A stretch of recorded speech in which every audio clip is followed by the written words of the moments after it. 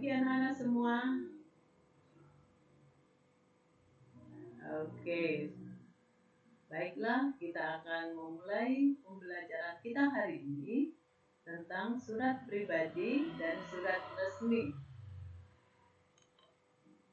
Anak-anak, apakah pernah menulis sebuah surat? Oke, kalian pasti sudah pernah menulis surat ya. Hari ini kita akan belajar tentang surat pribadi. Pengertian dari surat pribadi adalah salah satu bentuk surat menyurat yang ditulis seseorang sebagai urusan pribadi, bukan kedinasan. Pada umumnya, surat pribadi bersifat pribadi, bukan kedinasan, yang isinya berisi informasi pribadi. Surat pribadi biasanya digunakan untuk komunikasi dengan orang tua, dengan saudara, dan dengan teman. Kita tahu unsur-unsur dari surat pribadi atau bagian-bagian dari surat pribadi ada 9, yaitu 1. Tempat, tanggal, bulan, tahun penulisan surat. 2. Alamat surat. 3. Salam pembuka. 4. Kalimat pembuka. 5. Isi surat. 6. Kalimat penutup. 7. Salam penutup. 8. Tanda tangan. 9. Nama pengirim. Kemudian kita tahu bagaimana contoh dari surat pribadi. Nah, di sini ada contoh dari surat pribadi. Dan dalam contoh ini sudah ada contoh dari unsur-unsur atau bagian-bagian dari surat pribadi. Ada tanggal suratnya, ada alamat suratnya, ada salam pembuka, ada isi, dan selanjutnya. Baiklah, kita akan lanjutkan ke jenis-jenis surat. Dilihat dari segi bentuk, isi, dan bahasanya, surat digolongkan atas 3 jenis, yaitu 1. Surat pribadi. 2. Surat dinas. 3. Surat niaga. Kita tahu ciri-ciri dari surat pribadi.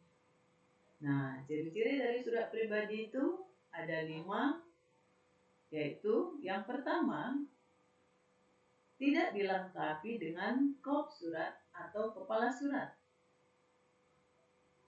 Kedua, surat pribadi tidak memiliki nomor surat. Ketiga, salam pembuka dan salam penutup dalam surat pribadi sifatnya non formal dan santai. Keempat, bahasa yang digunakan disesuaikan dengan tujuan. Bahasa baku jika sifatnya resmi, dan bahasa tidak baku jika sifatnya tidak resmi. Kelima, format penulisan lebih bebas.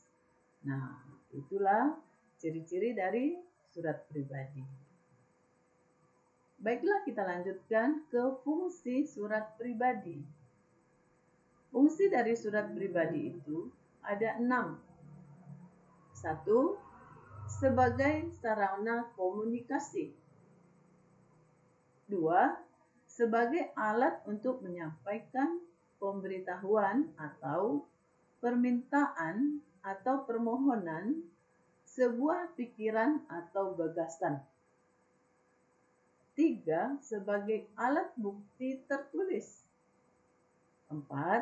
Sebagai alat untuk mengingat. 5. Sebagai bukti historis. 6. Sebagai pedoman kerja. Nah, inilah fungsi dari surat pribadi. Baiklah, kita akan lanjutkan ke pembahasan jenis surat pribadi berdasarkan isi. 1. Surat pribadi yang sifatnya tidak resmi. Nah, surat pribadi yang dibuat dan dikirim seseorang kepada kerabat dan keluarganya.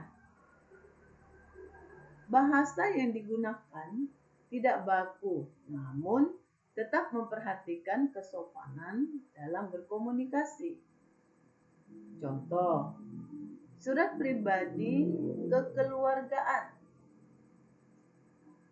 surat ucapan selamat, surat antar kawan atau teman. Surat pribadi kekeluargaan, surat ucapan selamat, apakah itu selamat ulang tahun, atau selamat sukses, atau selamat menempuh hidup baru, dan sebagainya. 2. Surat pribadi yang sifatnya setengah resmi. Nah, tadi kita sudah bicara tentang surat pribadi. Yang kedua, surat pribadi ini yang sifatnya setengah resmi. Nah, ini ada contohnya yang bersifat setengah resmi. Oke, kita lanjutkan. Surat resmi atau surat pribadi.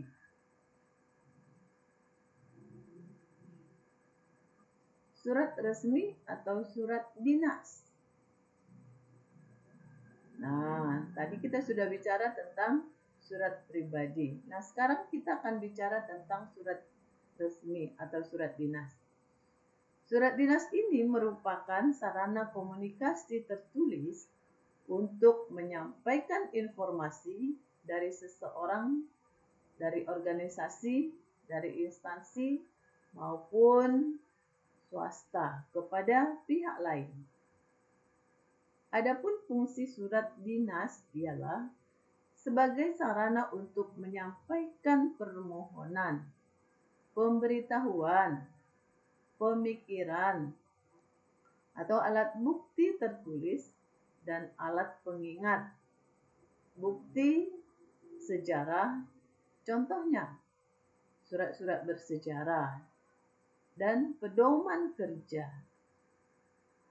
contohnya surat keputusan. Nah, kita tahu bagian-bagian dari surat resmi. Bagian-bagian dari surat resmi, yang pertama ada kepala surat. 2. Tanggal surat. 3. Nomor surat. 4. Lampiran. 5. Hal atau perihal. 6. Alamat tujuan. 7. Salam pembuka.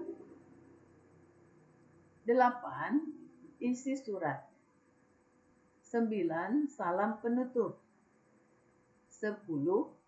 Nama, jabatan, dan tanda tangan. 12. Adanya tembusan. Nah, di sebelah ini adalah formatnya. Baiklah, kita akan lanjutkan membahas tentang kepala surat. Nah, inilah kepala surat dari sebuah surat resmi. Surat resmi harus menggunakan kepala surat. Kepala surat umumnya terdiri atas nama instansi, alamat lengkap, nomor telepon, nomor kode pos, logo. Nah, ini di bawah ini contohnya.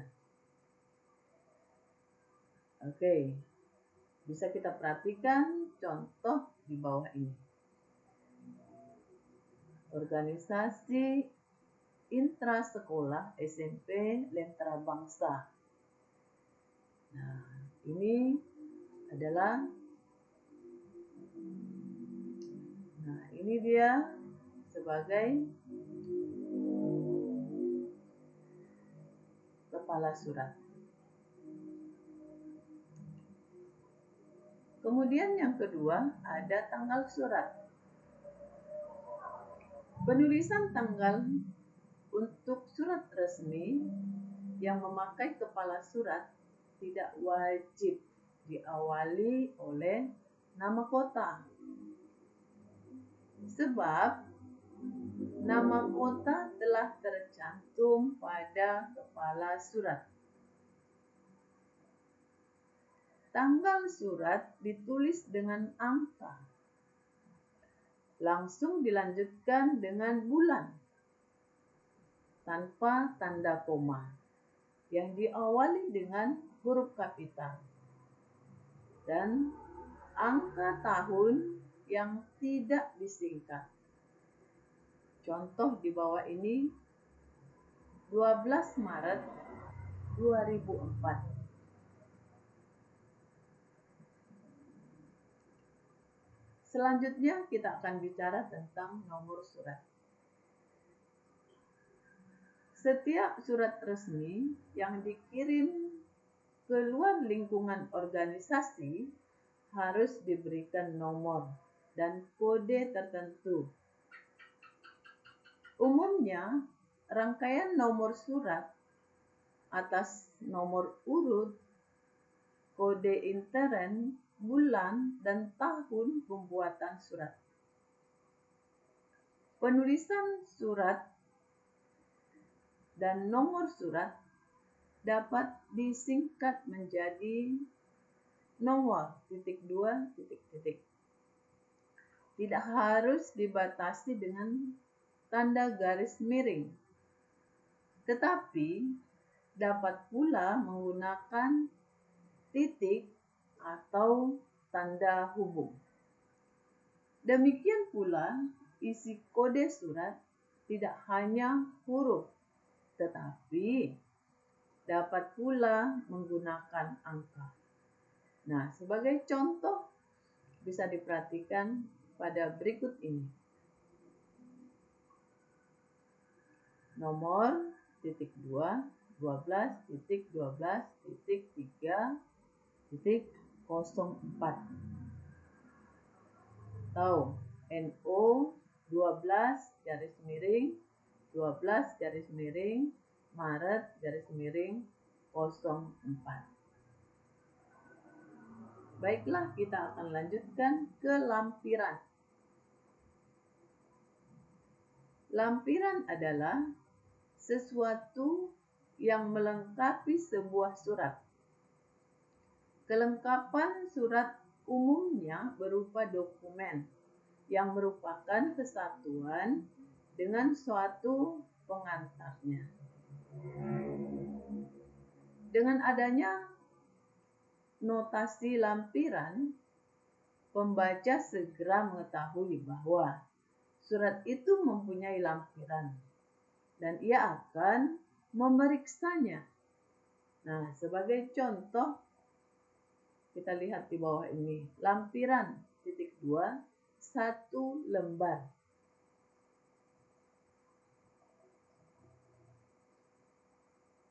Baiklah, kita akan lanjutkan ke hal atau perihal. Perihal berfungsi untuk memberi petunjuk kepada pembaca tentang masalah pokok surat. Perihal pada surat sama fungsinya dengan judul. Nah, kita lihat pada contoh berikut ini. Perihal (2), undangan. Baiklah, kita akan lanjutkan pembahasan tentang alamat tujuan. Penulisan alamat tujuan harus memperhatikan segi kepraktisan, karena alamat tujuan merupakan petunjuk langsung bagi penerima. Dalam prakteknya, banyak pengirim surat yang mencantumkan kata-kata di tempat pada bagian akhir rangkaian alamat surat atau alamat tujuan. Pemakaian kata di tempat tidaklah tepat karena kata-kata tersebut kurang konkret dan kurang etis. Oleh sebab itu, kata-kata di tempat dapat diganti dengan di kantor, di rumah, di Jakarta, dan sebagainya. Nah, kita perhatikan pada contoh berikut ini. YTH, Direktur PT Maju, Jalan D5 nomor 10, Jakarta. Baiklah, kita akan lanjutkan ke pembahasan salam pembuka. Salam pembuka digunakan agar surat tidak terasa kaku. Secara teoritis, pemakaian salam pembuka sifatnya tidak wajib. Beberapa contoh salam pembuka yang terdapat dalam surat resmi antara lain sebagai berikut. Nah, kita perhatikan contoh berikut ini. Dengan hormat, pakai tanda koma.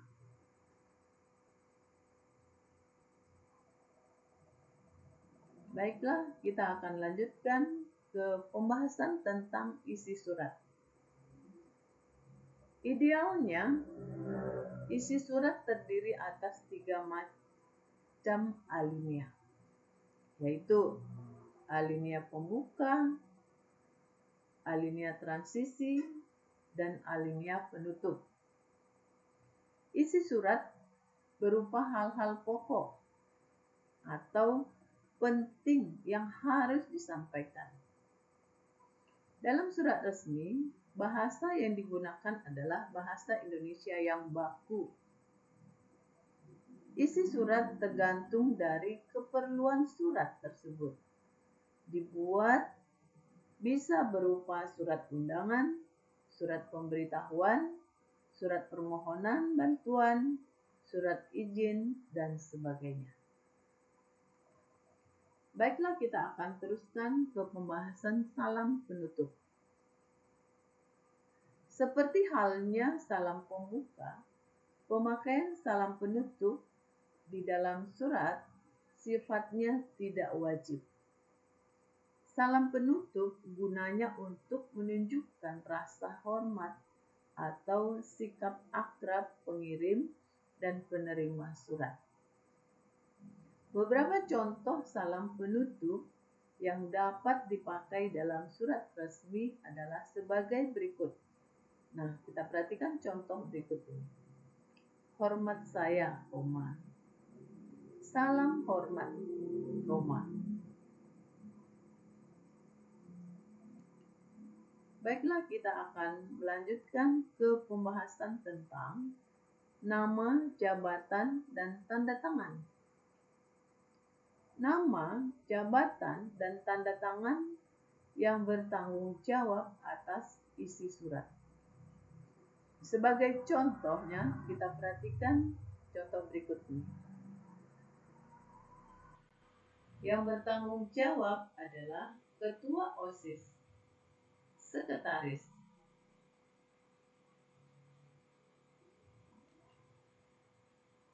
Kita lanjutkan ke pembahasan tentang tembusan. Tembusan adalah seseorang yang dianggap perlu mengetahui tentang isi surat tersebut.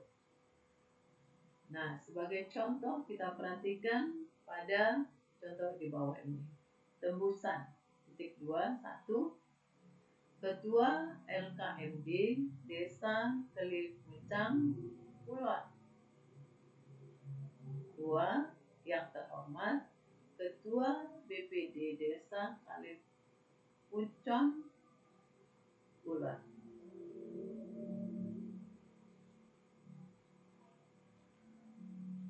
Nah, kita lanjutkan tentang contoh surat dinas. Nah, di sini kita sudah lihat bagaimana contoh dari surat dinas.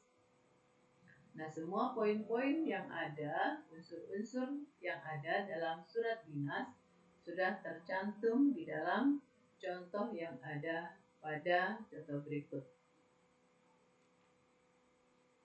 Oke, kita akan lanjutkan pembahasan tentang surat niaga.